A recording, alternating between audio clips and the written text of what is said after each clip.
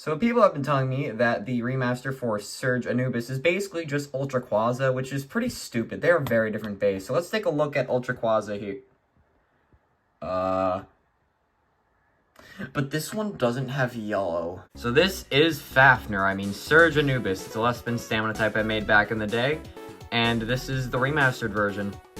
Literally have nothing else to say about it. Let's just get right into the part. The chip here uses the version 2 chips that have studs at the sides connecting to it, and also gives us more design options.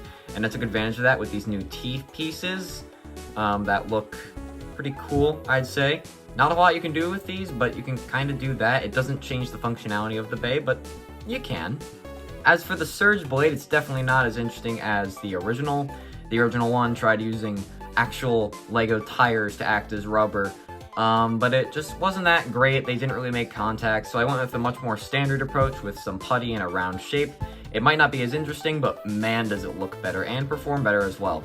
For our chassis, we have 1S, which is good in opposite spin, not so much in the same spin, and since this is a spin stealer, we'll definitely take advantage of that. And you guys have already seen this, it was on Storm Hydra, so yeah, just like get it out of here.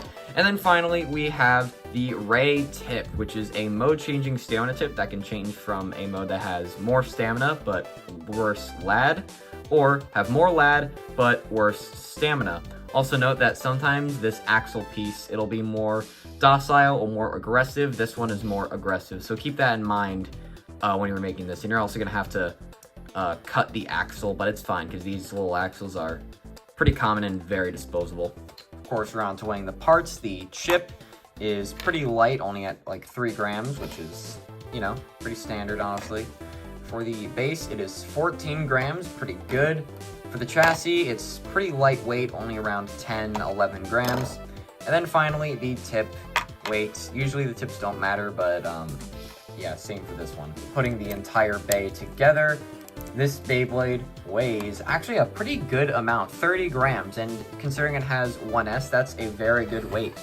So yeah, the full Bey looks pretty nice, so let's get to the test battles.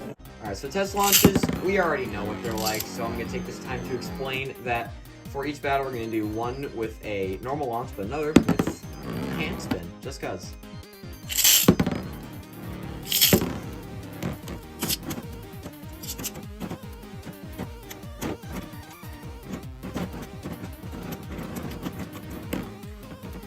Yeah, that's what I expected.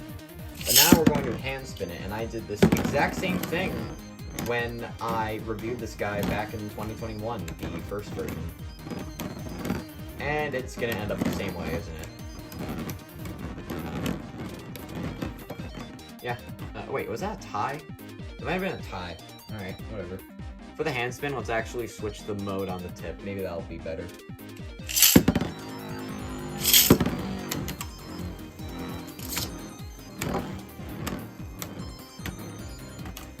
I'm gonna have to speed this up, aren't I?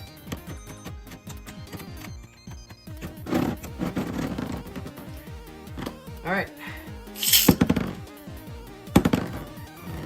Now the tip is in the kind of low mode, I guess you could say. So it should have a lot more lad now. And I was right, and for those of you who don't know, lad means life after death, so when it tilts and it still spins. Now it's time for the man.